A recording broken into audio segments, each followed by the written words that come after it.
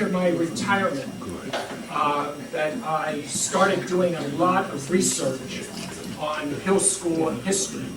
And my main interest has been, well, when it started out, was just the buildings. I thought it'd be interesting to go through and study the buildings, when they were built, why they were built, or when the Hill School purchased the buildings, and find out some history. And obviously that led into the people and so forth. So expanded on this, and I could give you wild stories on some of my research. The way I spent one summer almost every day in the basement of the public library when I discovered that they had every Pottstown newspaper from 1860 on. And I'd sit there and just get the newspaper, just reading the headlines, flip through until I could find a Hill School mention, and then read and take notes from that. I've come across all kinds of books that have mention of the Hill School, some 1 and 2 chapters in it, all about the Hill School. I've visited a number of archives and historical societies to get the information. What I thought I would do today is go through the buildings that John Meigs would have known. John Meigs, born in 1852, he died in 1911. So the buildings that he knew, a few of them that I'll mention, the Hill School did not own them while he was alive. And I think they're worth mentioning because he knew the buildings.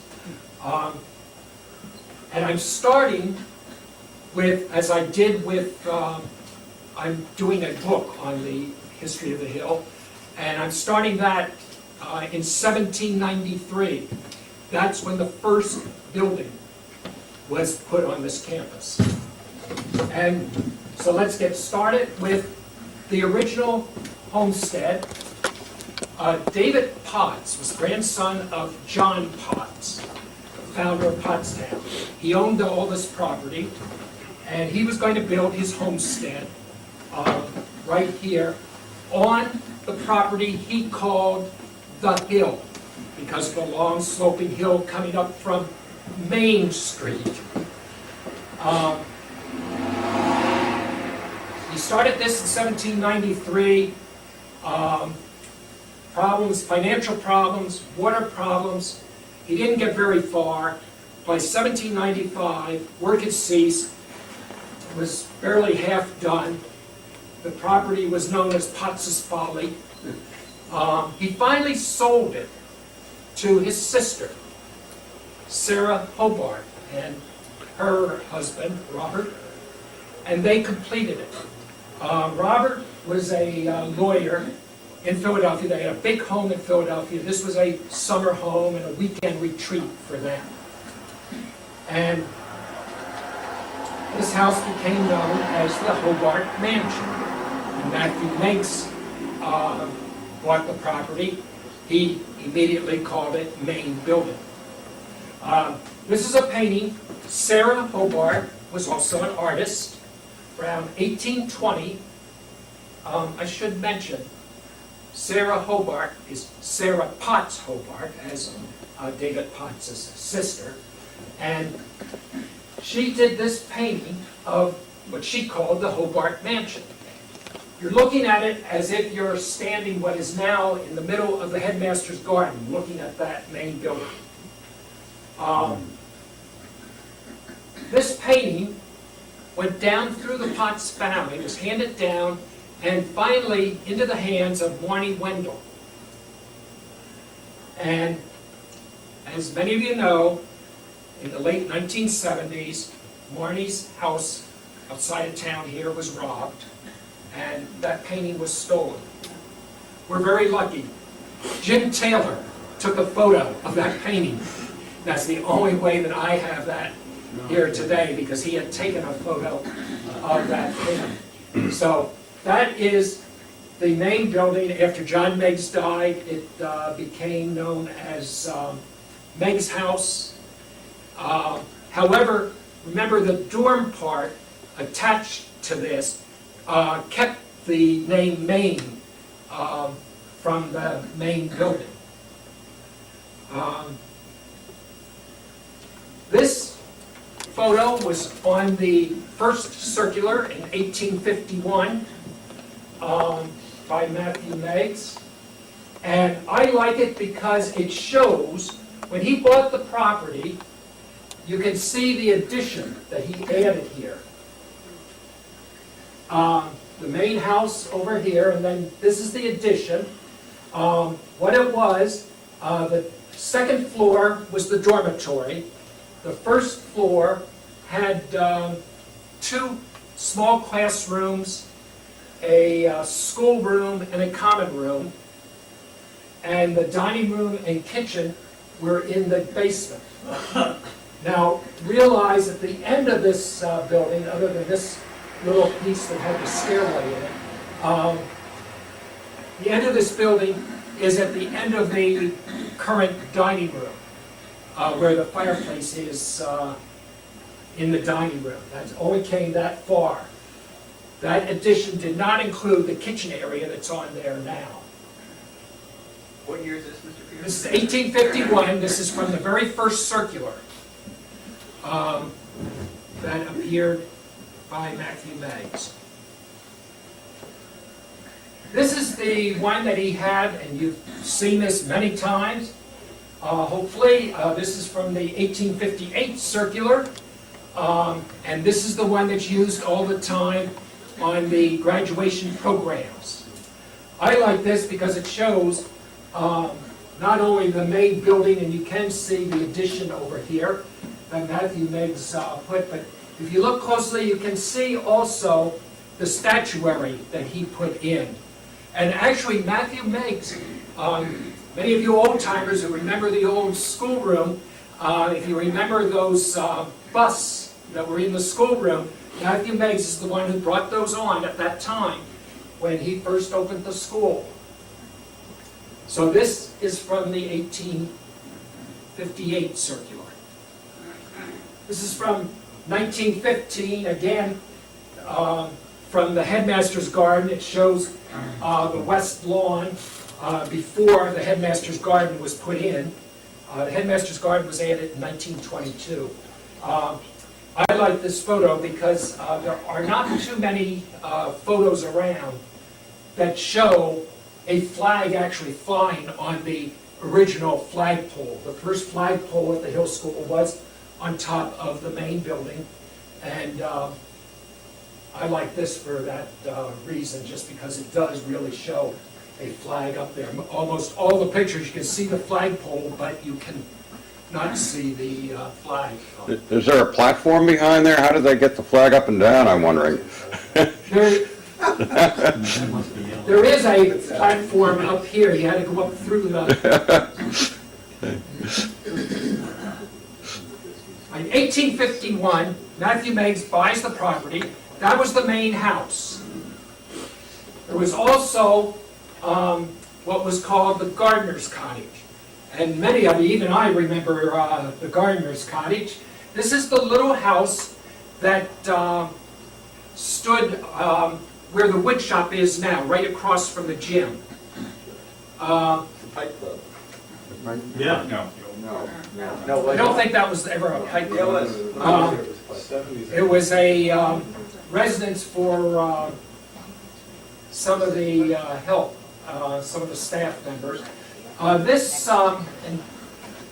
is not the steps, or not the steps that exist now.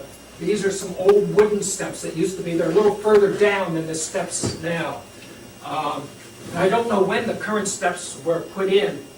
If any of you know John Meigs Howard, graduated in '36, and he said when he graduated, these wooden steps were still there. So I guess those cement steps they're in were put in sometime after that. The cottage was built in 1793, started then, and it was torn down in the 1970s. I wished I had known when they decided to tear it down what I know now about that building, and I would have complained about tearing it down. Another building on campus was the barn. The barn stood where the gym is today, actually where the swimming pool is, and actually just on the other side of the barn, Sheridan Street came all the way down from Beach Street all the way down to Chestnut. This is Chestnut Street, the road going down along in front of the gym. Now, the barn was built in 1793. It was torn down in the late 1920s to make room for to build Sweeney Gym. Where would the power plant be? Where the cornfield is? We'll get to the power plant. Oh, you mean the current power plant? Current.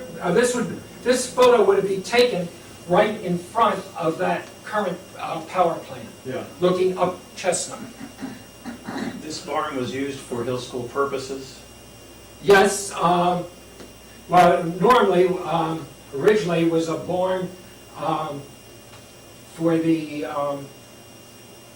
to keep the horses and so forth. And in fact, I found some places later in the 19-teens, it was no longer called the barn, it was called the car barn. So I guess the few faculty who had cars at that time could keep those in there.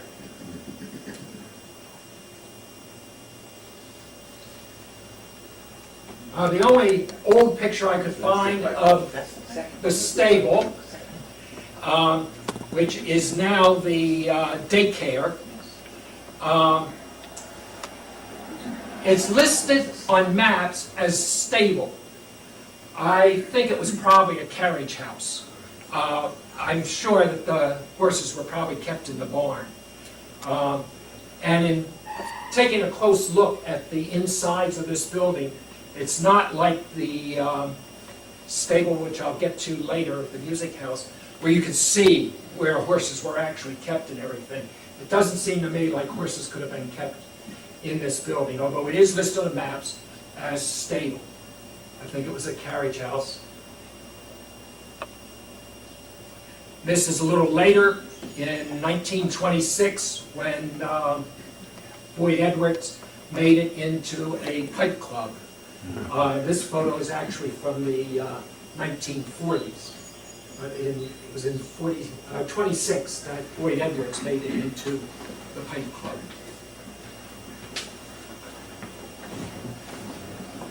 (1851), when Matthew Meigs founded the Hill School, across the street on High Street was a girls' school, Cottage Seminary. Had 30 students. Every year, 30 students, that was their limit.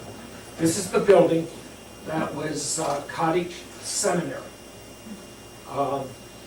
Cottage Seminary lasted until, I'm not sure the exact date, 1883, 84, right in there. I know that it had just closed before the Great Fire at the Hill School in 1884.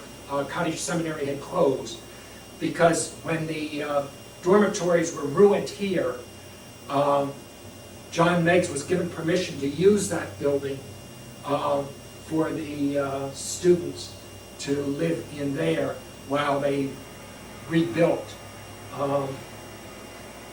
what we thought of as the main building. The other room that, or the other house that was used also by John Meigs, he was very good friends with a Mr. Morris, who owned that great big brick house on the corner of High and Bailey, just down from the street from here, across from the firehouse. Huge house. And he took in a number of the faculty and students after that fire. Some of you will recognize that. The photo is actually from 1888. The cottage. Matthew Meigs founded the school in 1851. By 1855, he was fed up living in that main building with students and having all their noise and everything. He wanted away, get away.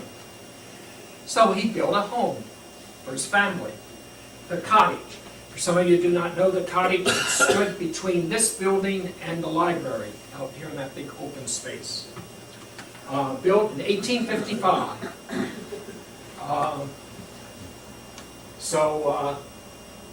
John Meigs, as a little boy, would have lived in that house. John Meigs would have been born in the main building. Interesting, I always found that kind of interesting. The room that he made into the headmaster's study, and a lot of you may have been at some point in that study, actually was his mother's bedroom when he was born. He was born in that room, that was the headmaster's study. He also built a playhouse for his own kids. He had 11 children. John Meigs was around the middle of those 11. And this is now the chaplain's cottage. Looks pretty much like it does today. This photo is also from 1888. About the only difference, this window has been blocked in. If you remember, when that was used as a classroom, and I'm sure that's the reason the window was blocked in, the chalkboard went all the way across that wall, and it was probably blocked in to put in the chalkboard. Then Betty Watson, that Yes. was her office. Yes. Mr. Richards taught it there. Mr. Richard taught in there, yes.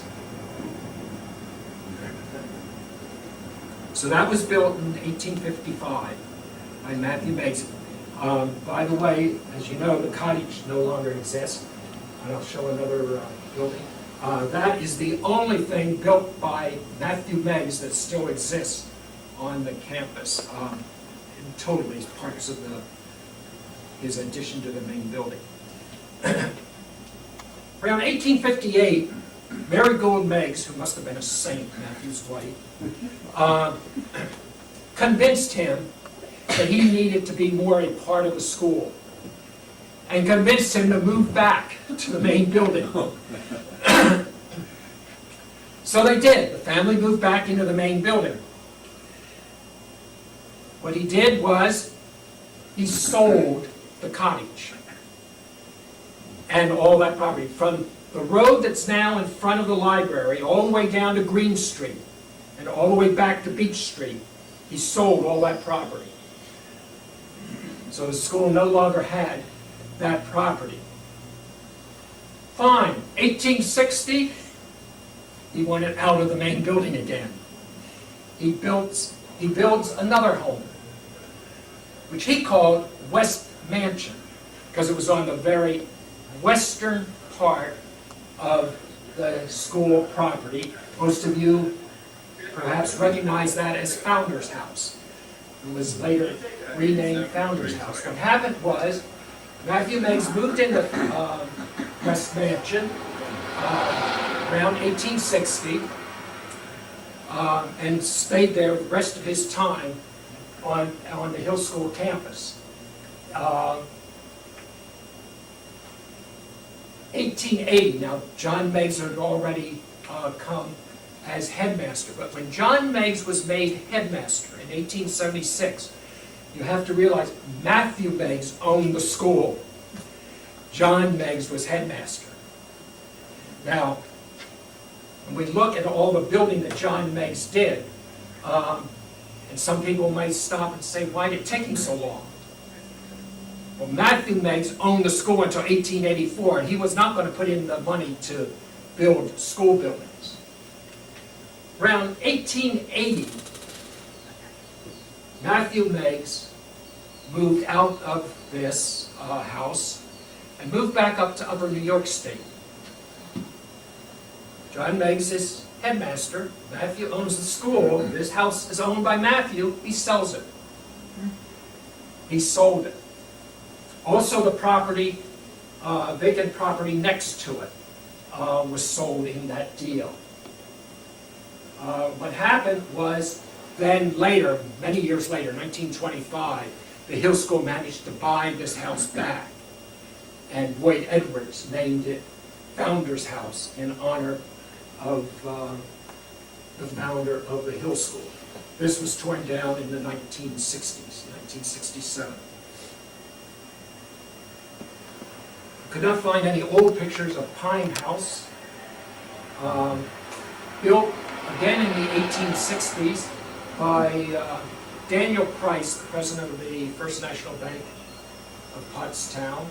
And actually, when Matthew Meigs built West Mansion, the big King Street, no part of King Street was in there.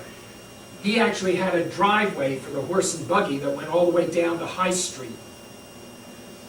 After Daniel Price built this, the road came up part way. You can even see today how far the road came up, and then the driveway that Matthew Meigs put in to get to West Mansion. John Meigs had a brother, George, an older brother who was being groomed to be the next headmaster of the Hill School. And George married Daniel Price's daughter.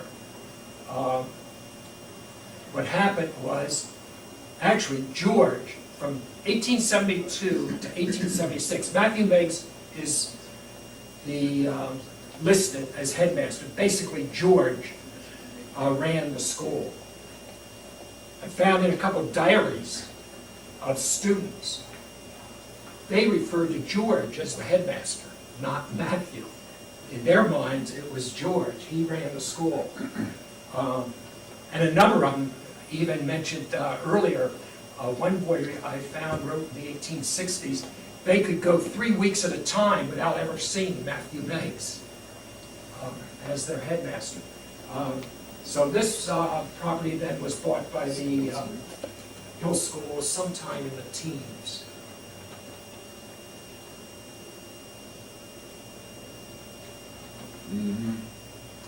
Gatehouse, originally the Rowe property.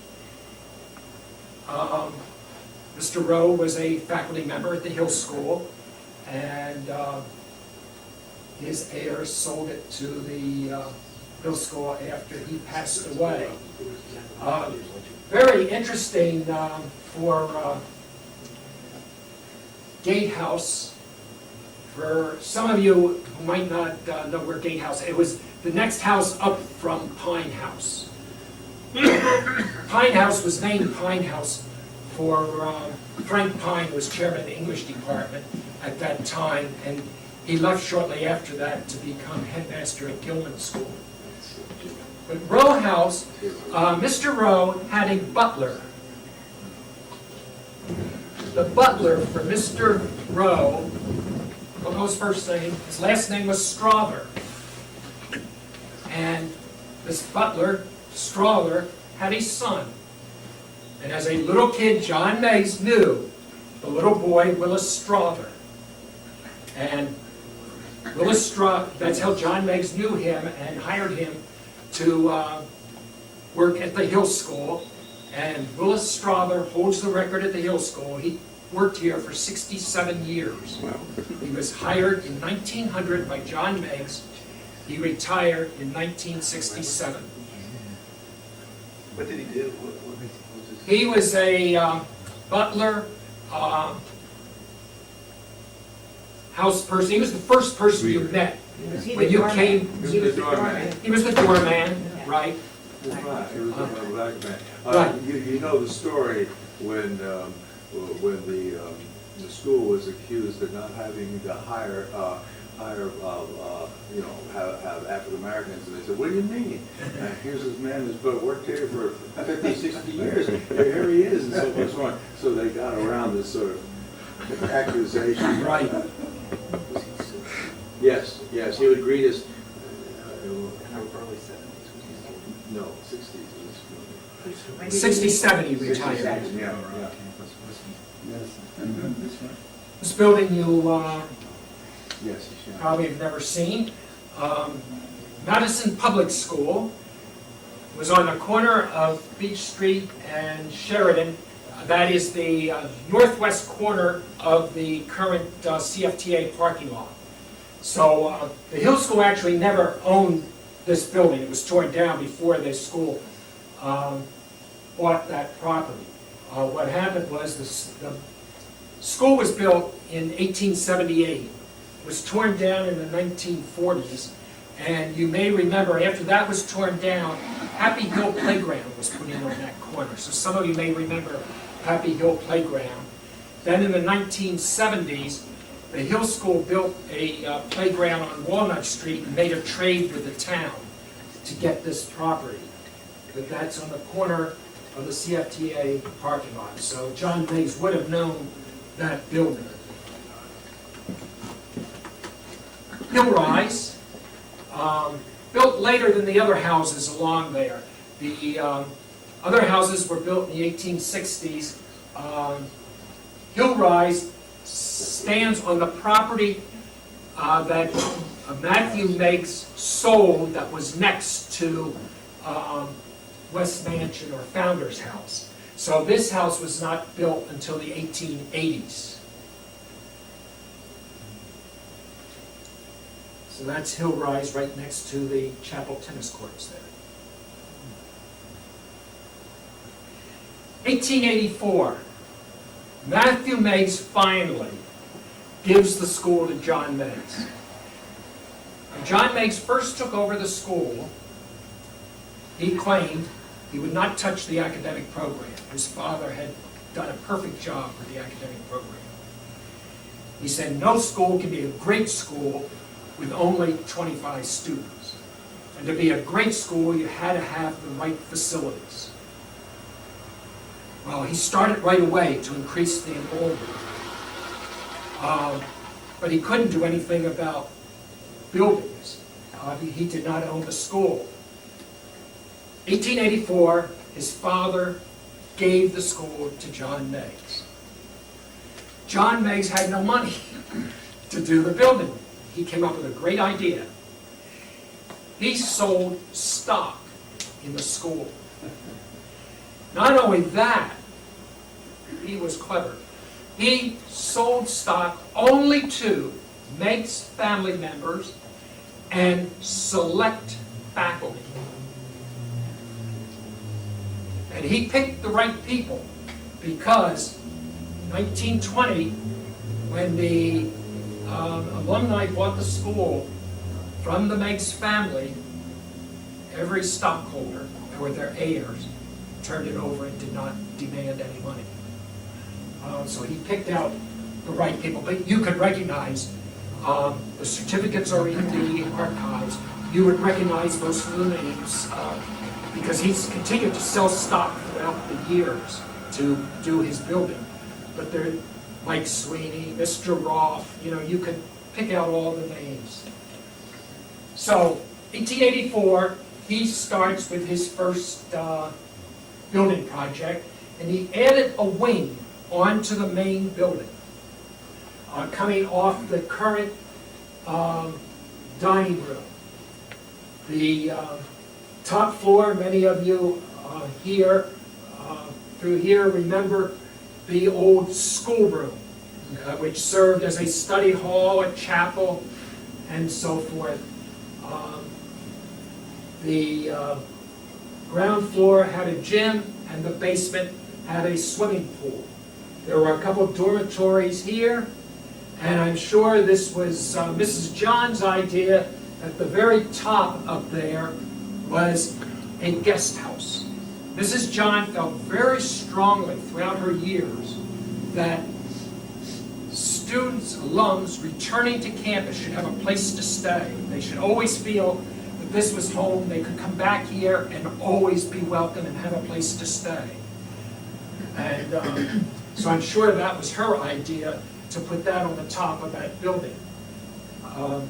She also, when Hillrest, and that's why she named it Hillrest, her thoughts were, which she put in writing, when she passed away, that Hillrest become a guest house for alums. And even after Miss Elizabeth died in 1928 until Mrs. John died in 1946, she always had that house pretty much open for any alums who came back.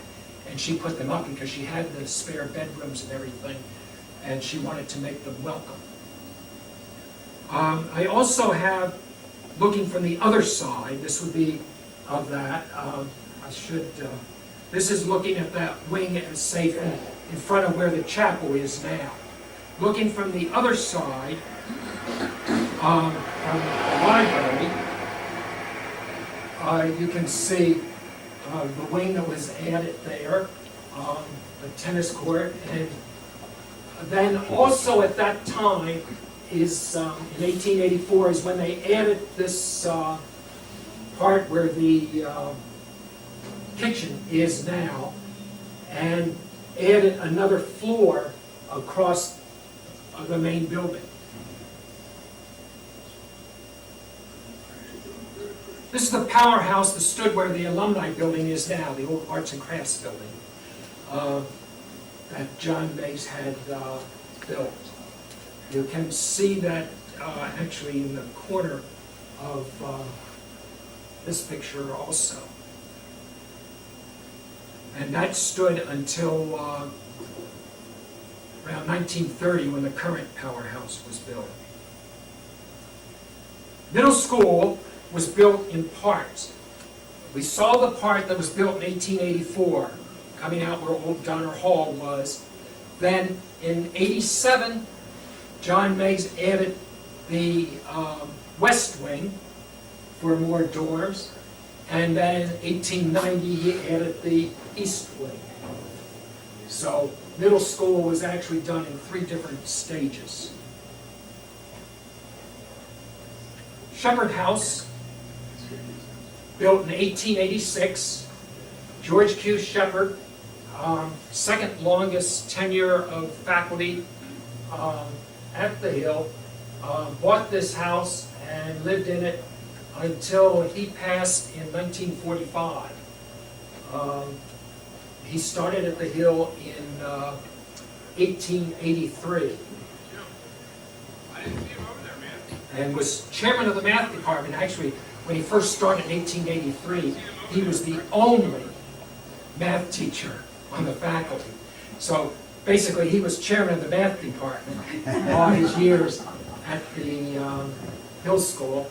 And if any of you are from the Pottstown area, you may know his daughter, Alice Shepherd, who was the first female physician in Pottstown. It was written up quite a bit in the 30s and 40s in Life magazine and Look magazine and so forth. There's a building that you might recognize, still stands somewhat. 1887, John Meigs bought back the property that his father had sold from in front of the library down to Green Street, all the way back to Beach Street, and also by then included part of Far Fields. Now at that time, that dirt road that goes down the middle of Far Fields was Hobart Road that goes down there. Included in this purchase was everything to the east of Hobart Road. The property out of Far Fields that was east of Hobart Road, and it did include where the tennis courts and the baseball fields are today. So on this property, then owned by George H. Potts, who was one of Matthew Meigs' very first students. George H. Potts was a great contributor to the Hill School. He thought a lot of the Hill, and I think he probably almost gave the property to John Meigs. John Meigs had to be a remarkable person. For a school that was owned by a family, it was unusual to collect such great amounts of funding, which he was able to do. So, one of the buildings on that property, obviously the cottage, but next to it here was a building that John Meigs called the SAN, S-A-N. And he immediately made it into the infirmary, called it the SAN, and then in 1919, Dwight Meigs moved it over to where the classroom building is today. Now, when the sand existed on the quad here, you can see it's only half as long. It only has one of these bay windows around here. It was doubled in size after it was moved. And those porches on the back were added at the time when it was moved. You can see the current music house down here on that corner. Also on that property, the stable at that time, which now is the music house. So this stable was probably built probably right around 1860 when George H. Potts bought the cottage and that property. And you can see, if you go in the doors down below, you can see the outline of the old barn doors and where and how the horses would have been kept down there. And then the upper part would have been for the coaches and so forth. Chestnut Street Cottage existed in 1887 when he bought the property. For many years was used as a staff quarters. Male staff members lived here. This cottage stood between the current music house and the current classroom building. It was torn down around 1960 when McCune Lodge was built. Also on the property in 1887 when John Meigs bought the property were the two double houses on the corner of High and Green Street. And I should add, actually, Sarah and Robert Hobart in 1800 built a small single house on this corner. And the far side of the first house was that single house. In 1878, George H. Potts made that into a double house and added the other double house. When John Meigs first bought this property, these buildings were used as dormitories. Later, they became residences for faculty members after he had built other dorms. I should point out these little steps here. Obviously, there's no auto refinishing or that storage building that's down there now, and I'll point out these steps in a minute. But obviously, there's something else beyond these steps. 1890, Herman Meigs, John's brother, who was the school bursar, built Hillside. It's interesting, he built this house, we now call it Meigs House. He built Hillside, and in 1890, he retired in 1906, built another house right across the river here on Catfish Lane. You might have been over there. He called it Hillside, and it's the same house. He built it exactly the same.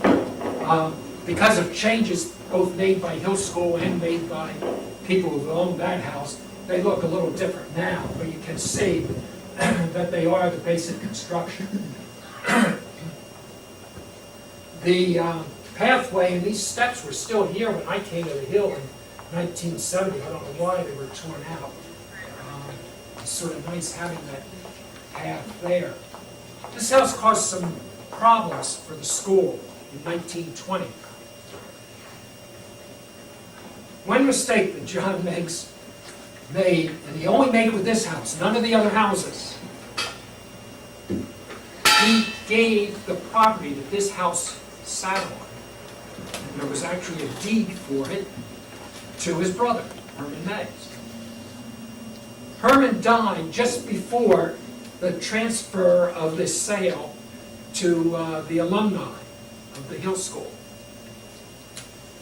This property was still tied up in the estate of Herman Meigs. So in 1920, when the alumni purchased the Hill School, it did not include this house. The school rented the house from Dwight Meigs, who was the executor of the estate, and used it as a faculty residence. 1925, very interesting letter from Mr. Warden, the chairman of the board, to Dwight, stating, we no longer are willing to pay rent, we want to buy the house.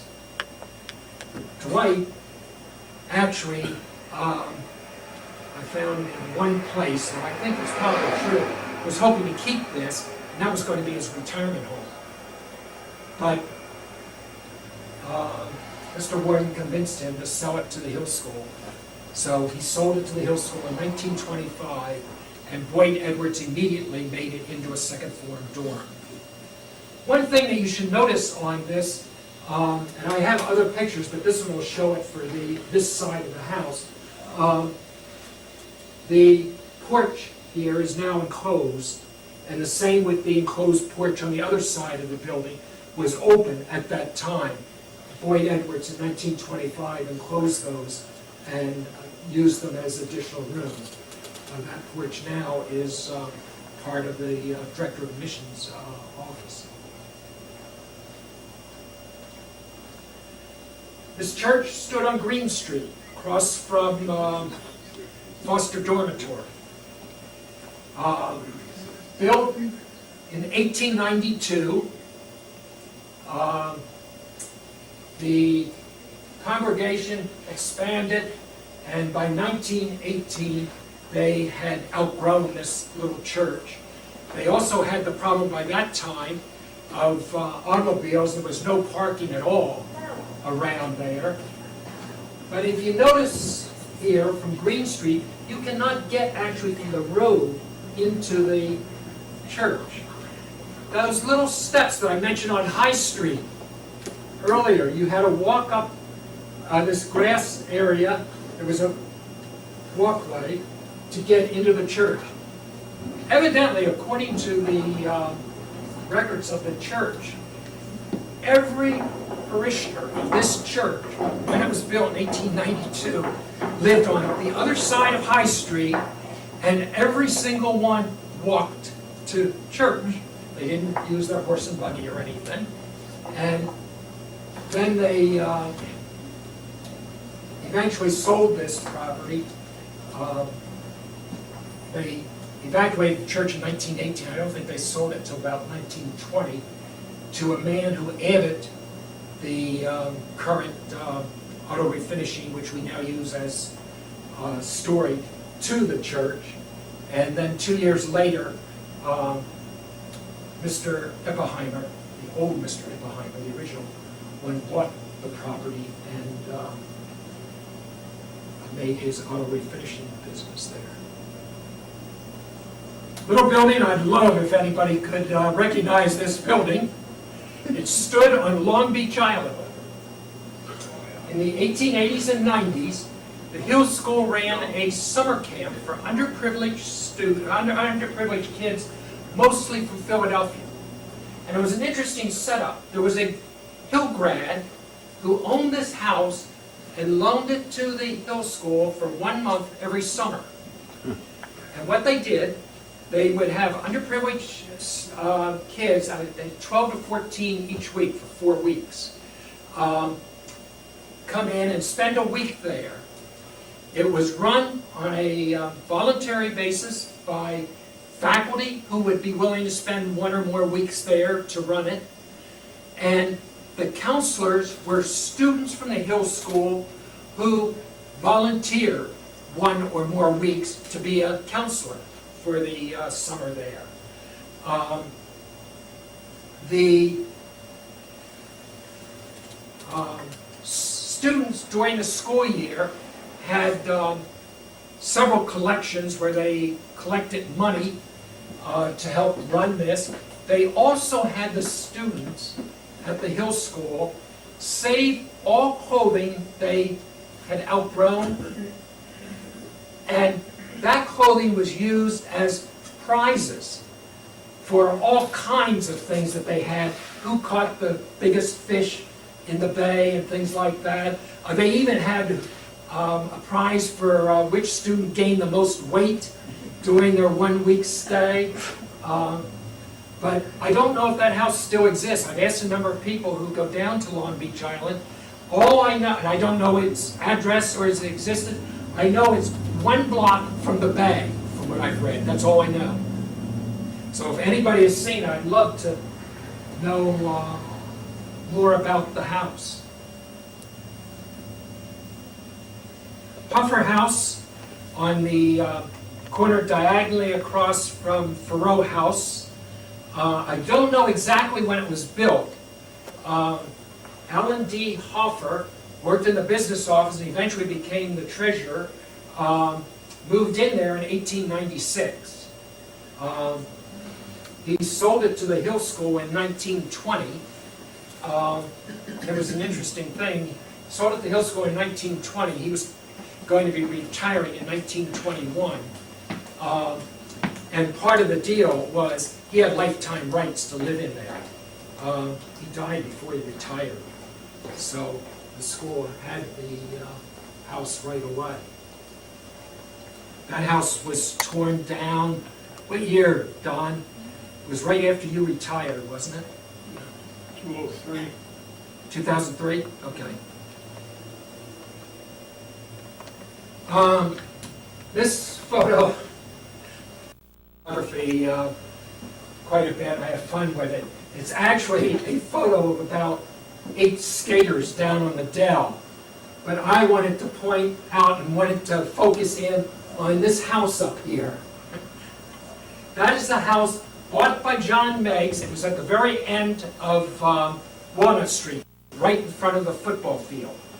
It was bought by John Meigs in 1909, and immediately he allowed an employee to move into that house, who lived in there until 1967 when he died. Willis Pierre lived in that house for most of his time at the Hill School. Unfortunately, he retired in 1967, and a few months later, he passed away. He was in his 80s when he retired. So it's the only photo I could find of Willis's house, so I took the people that were in the other end of the picture house.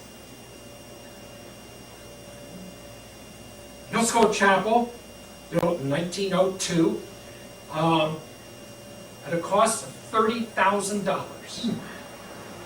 The alumni paid that money to a private institution. How John Meigs did it is unbelievable. But I'm guessing that this photo is probably from around 1915 or so. Some of you may remember, I think it was 1946 it was taken out. The great middle of it back then. When the Roth window was put in 1946, that was taken out. What became of it, I have no idea. Last photo to show you. This is not computerized, Upper School. This is a true photo. There was a 3-week period after the enrollment by quite a bit, too. I didn't finish the story on George Meigs, his older brother, who I said had become quite ill in 1876. His wife suddenly died, and he had a nervous breakdown. And it is, I think, very interesting that the letter to John Meigs, who was teaching up at Lafayette at that time, was written by his mother, not his father. And his mother writes, "You have to come home and run the school, or we're going to have to close it. Your brother is unable, and your father is incapable."